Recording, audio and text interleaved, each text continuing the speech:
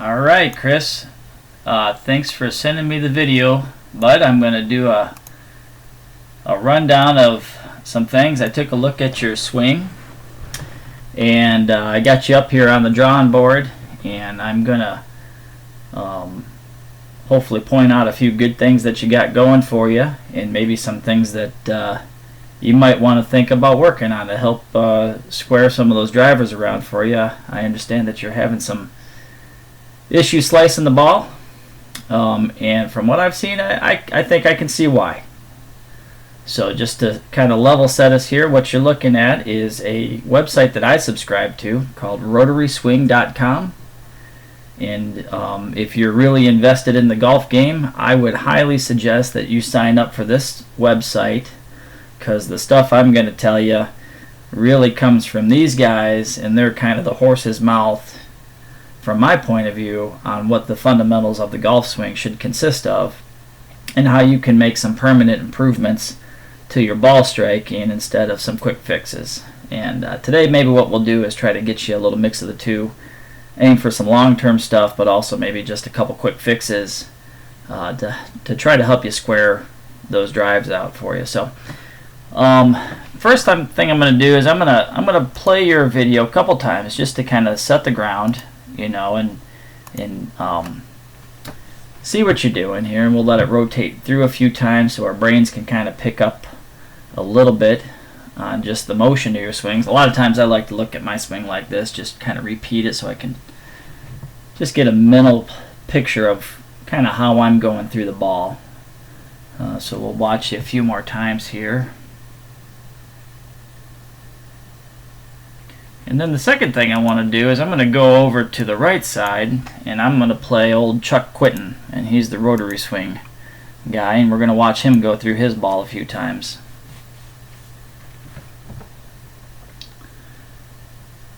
And even though it's not an exact science, I think what I want to point out here is just what I consider just a much more steady swing, meaning there's just not as many moving parts is what I think I saw on yours, which is understandable, right? I mean, he's been doing it for a real long time and has studied the swing quite a bit and done a lot of practice.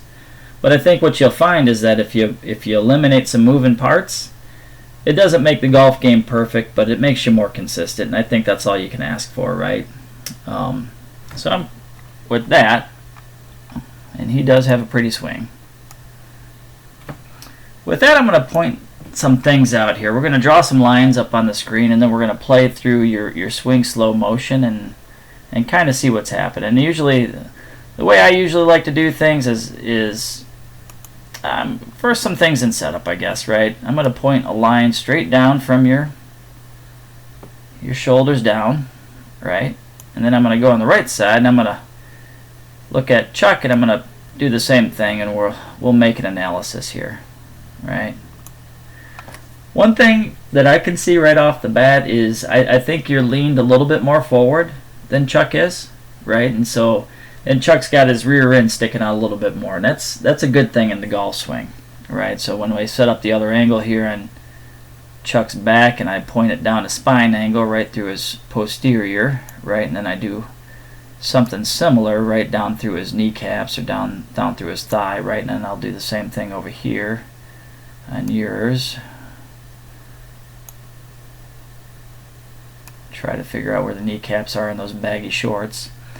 I guess the point is here, and it's subtle, but I think he's got a little bit more defined angle. So I think, hey, maybe get the weight of your swing, and I know you've probably heard it all your life to get it on the balls of your feet, but probably a better spot to have it is on the heels. It produces a more steady frame if it's on the heels, and I'm sure that goes against everything that every good instructor has ever said for the last 50 years, because Ben Hogan said it one time. But think about that, and I think it's a good starting ground, right? I'm going to clear these lines out, because that was really just a setup. I don't see if I can figure out how to do that. Whack these things. There we go. Alright, now the next thing I'm going to do is I'm going to draw some of the actual important lines. This is where the good stuff comes in. Alright. You're gonna start looking at your swing plane. Okay, and this is gonna start showing some. This is gonna start showing some goods, because things become. Oops, didn't mean to do that. Wrong one. Here we go. Still learning how to use this tool. I'm gonna draw a couple lines on both of your swings, right? And both of them are gonna be based around the plane of the club, right? So it's the angle that the club has at address as you're addressing the ball. That's a really important angle, as you'll find out from here and here on in. It really dictates whether or not you're going to have good solid shots on the ball. Because really what you do when you hit the ball, you're trying to come in at the ball at impact for the most part on that same angle, right? So that's why we draw the line, and then we take a look at what we'll do is we'll take a look at your club as it goes throughout the swing as it relates to that angle, and that'll be our goal. And even though there's some different swing theories on there about this particular goal, but the goal I'm going to subscribe you to is the same goal that Ben Hogan was after, and the same one that Tiger was after early in his career and is again now in his career, which is to keep that club on that plane, albeit it can shift vertical up and down, but basically the club stays on the plane. That's what your goal is. And so what we're going to do is we're going to watch Chuck swing the club a few times, and then we're going to pause him at different spots in his swing. So this particular spot is a really important one. It's the quarter swing. It's when the club is parallel to the ground. This is a really good checkpoint. And what I want you to notice, because it's really important and it's something that you're going to find that you have a hard time with, is that from our perspective, that club is right in front of his hands, right? And so what you'll notice is the plane of the shaft is still within the plane of the original line, right? It's actually still parallel to that line, but it's coming right down. And ideally what it does is it points in the target direction. It would point directly at your target, or at least what we'll call parallel left to the target. So, and of course he's in perfect position. You know, you can't complain about what he's doing. Then we're going to go up a little bit more. And right here, even though he apparently breaks it a little bit, he's still pretty much within spec, right? None of this is a perfect science, right? But he's still, even though the shaft of that club is kind of breaking the plane right here, it's not that bad, right? So we would still consider this on plane because he's got the head of the club still within that. Then we'll take him to the top. And once again, at top, right there, he's right on plane again. That means he's got that club right there. And what this all translates to is that when he comes down at the ball, really right here, I want to start following it. See if I can get him frame by frame. That's a little bit too much. I'll slow it down a little bit and see if that gets us anywhere. Really slow him down here. That's almost too slow. Too slow. Try that again. Okay, I want to get him back here, right here. And right here is what's really nice, okay, because I want you to follow that club head. What you're going to notice is that club head comes right down that path, right through impact. That's a really good spot to be. Boom, boom. Oh, right, beautiful. Right down that line and right at the ball. And you notice the plane of the club is a little bit north of the original line, but that's okay. That's the position you want to be in, and it's close enough that we say, hey, he came right on down the line. And what that means is the club head comes at the ball for a little bit from the inside. He's going to hit the ball with outside to end spin, which is going to produce a draw. Right, and he might send the ball a little bit right of the target at first because he's coming in from the inside, but the spin on the ball is going to bring it back to the target. Okay, that's a nice ball flight. So he's either going to take it right at the target with just a touch of draw, just to the right of the target with a touch of draw. We'll watch him do that a few times because it's nice to do it. And then I promise you here we're going to get into your swing and we'll take a look at what you're doing in the same spots. So here he goes back up on plane, sets it at the top, comes right back down on plane, and sends that ball on a nice trajectory with a little draw. Gosh, if we could all hit it like that every time, golf would be a much more fun sport. Okay, so let's go back to the big guy here, and what we're gonna do is we're gonna get you right back to the quarter mark, just like we did with Chuck, and we're gonna take a look at that spot. Okay, this right here is what I would consider the quarter mark. Okay, and I'll do the same thing over here on Chuck's side. I'm gonna bring him down to the quarter mark. We're going to take a look at some differences. Okay. First, some good things about what I like about your position. One of the nice things is that both your arms are very straight at this point. That's a good thing, especially that right arm. Most symptoms I've seen, 99% of all golfers at this point in their golf swing will have broken their right arm down. That means they'll bend it at the elbow, and you haven't done that. So that's a good sign, right? You notice Chuck has not broken his right elbow either at this point. That's a good thing too. The difference really is in the position of the hands compared to your body. What you've done, actually, and you know what? I'm going to draw another line because I think, I'm going to guess here. I'm going to guess you dipped your head. Maybe you didn't. Well, just a touch. Yeah, actually, at this point you haven't, but you're about to.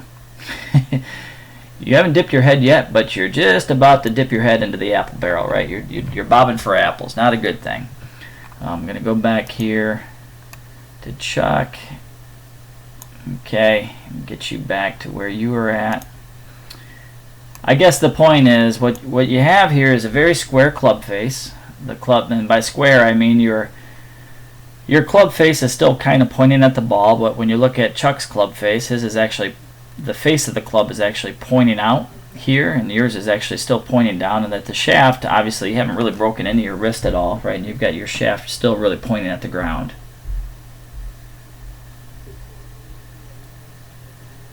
Sorry, I thought I heard some folks in my house and they shouldn't be here. Anyway, so that's a position check, and what you're going to want to do in the mirror at home is start seeing what it takes to get your club into this position at this point, and you'll notice that it feels very, very funky. This is going to be a really weird, strange change that's going to destroy your game for at least 2 months. It's no joke. It's a hard change to make, right? A lot of things are different there. And we're going to go back to another position here. We're going to go back to 3/4 on the way back on Chuck first. We take a look at where his club is, right here. And we're going to take a look at you in that same spot. Okay. What you'll notice is that Chuck's hands are right between these lines, right? And what you'll notice on yours, you've now fed the beast. Okay. What you've gotten into is a very, what we call a laid off position. That means the actual club head is way behind your body. Taking a look at the club head on Chuck's swing, when you drop that straight down, it's a little bit outside his rear end. But yours is just super far back there, right? So you're in what's called a laid off spot, and the rest of your swing is going to be all about recovering from this position. You have to compensate at this point to make up for the fact that your club is not in position to get back on down the plane to the ball. And the stuff you do from here on in is gonna show that, right? You've still kept that right arm straight. It was good to a point, but at this point that it's no good, right? Eventually in your backswing, you're going to want to bend that right arm because that's what's going to allow you to rotate without losing position. And the other thing, what you'll notice is that your head started to dip into the ball, and we can actually show that in these last little things. So we don't even have to draw a line because we can compare it to the window in the background. And as you get up really high, bloop, down and in, right? So now you've kind of dove in towards the ball. Right? And you're doing it because you want that shoulder turn. And shoulder turn's a good thing, right? But shoulder turn with these compensations is going to lead to a tough life in the game of golf. Okay? And we don't have a front view of you, right? But I'm going to anticipate that you might be tipped forward a little bit here too. It just seems like that. Maybe you are, maybe you're not. Right? And you finally bent your right arm at the top, but now you've come fully across the line, right? And your club is now pointed to the right side of the target, right? When we get to Chuck, we'll take a look at him at the top, and you notice where Chuck's at, right? He actually has a kind of an incomplete backswing. It means he didn't fully finish it, so his is pointed to the left right now of the target. But that's just because he didn't go back all the way. He's got an 8-iron in his hands, and he just didn't go. If he would have finished that to the top, that club would have gone right into the slot, and it would have been pointed right at the target, right? But yours is obviously kind of breaking the shield and going all the way to the right.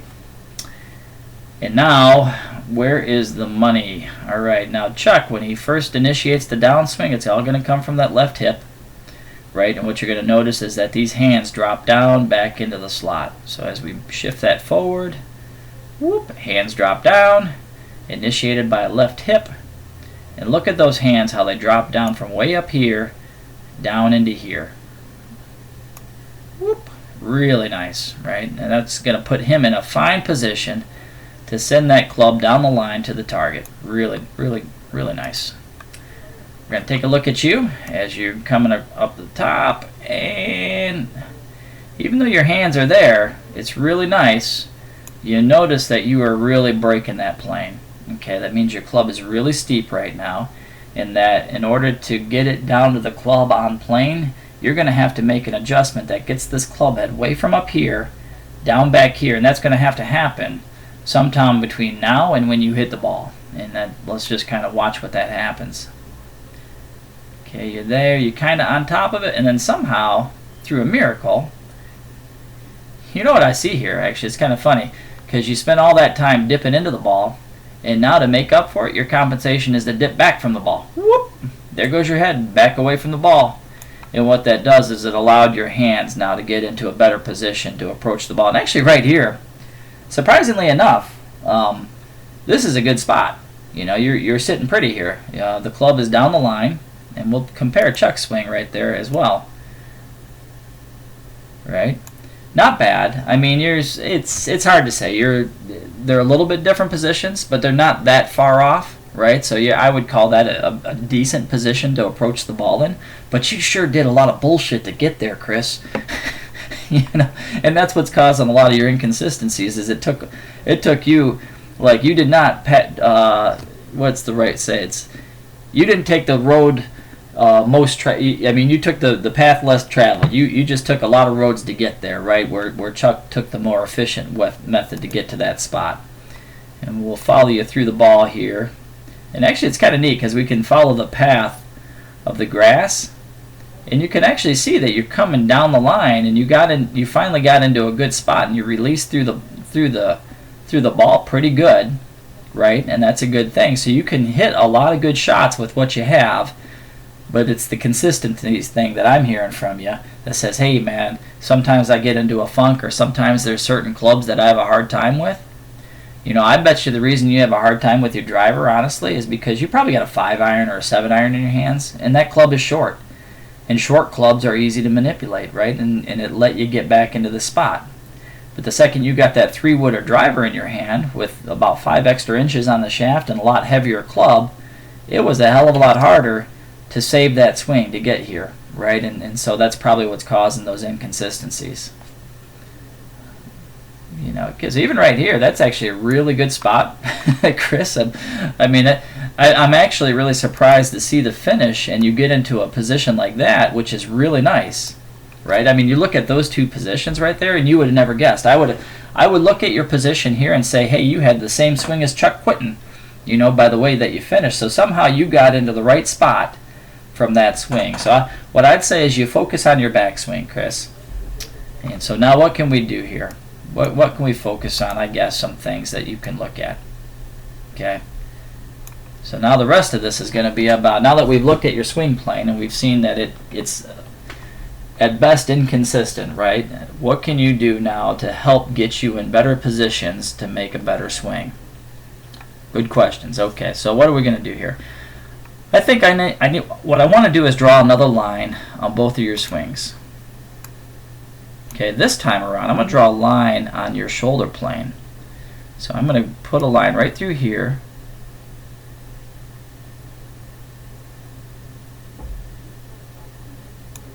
Right, and then I'm going to go to yours, and I'm going to put a shoulder line essentially in the same spot on your swing.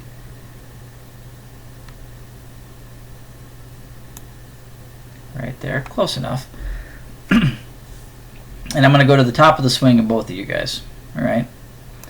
I'm going to take him up here. Whoop. top of the swing. And what I want you to notice is the differential now between the top of the shoulder. Let's go back here. Where is his shoulder now versus address, right? And it's a little bit north of it, which makes sense. But I'm going to go to yours and take a look at yours comparatively at the top of the swing. Okay. I think it's hard to see this, Chris, but what I'm kind of judging is that I think your shoulder turn is pretty steep. And what does steep mean? It means when you turn your shoulders in the backswing, you tend to have more north-south motion. That means towards the sky, right? Your right shoulder is actually going up in the air. Perhaps you're thinking that you want to follow your, something that's perpendicular to your spine, and you've been told that, hey, get that, rotate the shoulders around your spine, and that's the good way to go. And in that, right, you started to take your right shoulder and you started to actually elevate it during the backswing. In all actuality, you don't really want to do that. That's not the concept you probably want to have if that's what you're doing. Really what you want is a level shoulder turn. And probably the easiest way to understand this is if you, when you get to just stand straight up and down, and then rotate your shoulders around your spine while you're standing straight up. Okay, and that's a level shoulder turn, right? You didn't scrunch your right shoulder up to your right ear, you didn't do a scrunchie, but that's kind of what you're doing in your swing, is you're actually scrunching towards your ear. You're getting that thing way out there, and instead what you want to do is even when you're in position, you want to think level shoulders.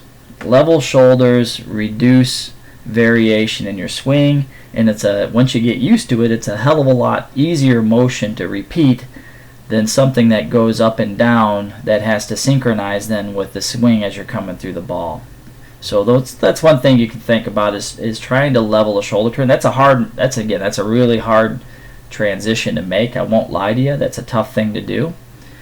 But I think it's fundamental, and I think it's probably the first step that you have to do, to make the further improvements that you're going to need to get your club in a better position on the way in your backswing, right? So that's probably the first thing I'd say you should focus on, is turning your shoulders and making sure your shoulders turn level in the backswing. Now, that doesn't come for free. What you'll notice is that when you make a change like that, naturally you'll have to change something else in your backswing to compensate for that new change that we introduced. If you just go into the game right now and you just start making a level shoulder turn, you're going to actually end up burying that club way behind you even more than you already are, right?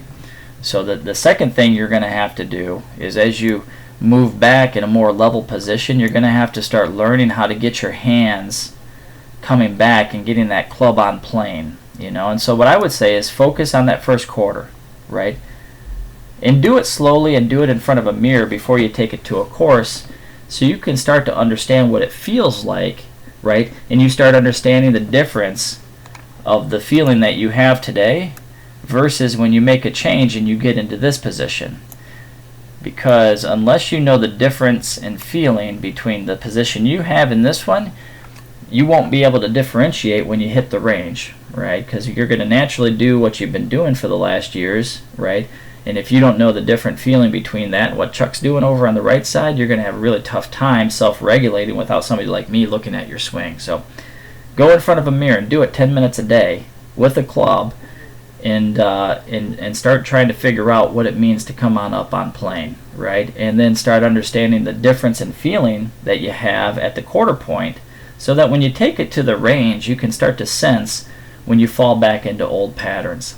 And then my final unpaid recommendation is to go to rotaryswing.com and sign up. They charge you $100 or $200, but they do an absolute awesome job, and they've got like a 7-step program with a regime of practice things that you can do to help start getting you on the right path. And the best thing is the changes that they do and the way that they have you understand and learn the changes will last. They're not short-term fixes, they are long-term fixes that will go with you for the next 30 years in your golf career. And if you're willing to take on the short-term pain of doing the changes, you'll find that you'll play a hell of a lot better golf and have much more satisfaction on the golf course, because you're able to hit the ball better when you're doing good, and when you're doing bad, you're better able to diagnose what you're doing wrong to help figure out how to fix yourself on the course and get in and perhaps save a game or just have better enjoyment. I've done it myself. I've been doing this for 2 years now, and I can say it took 2 years, but I'm getting into a point where I'm swinging much more like Chuck nowadays, and I'm going out and having a better time on the golf course, and the real results, not perfect games all the time, won't sell you that lie, but having better results and having more fun, which is what it's all about, and having more fun without drinking so much beer, which, because there's having fun and then there's playing good golf and having fun, right? So doing more of that second and less of that first. So anyways, Chris, thanks for hearing my long-winded explanation of your golf swing, and feel free to send me videos anytime, because I love doing this stuff. Talk to you later. Good luck, and I really enjoyed working with you, Chris, so take care.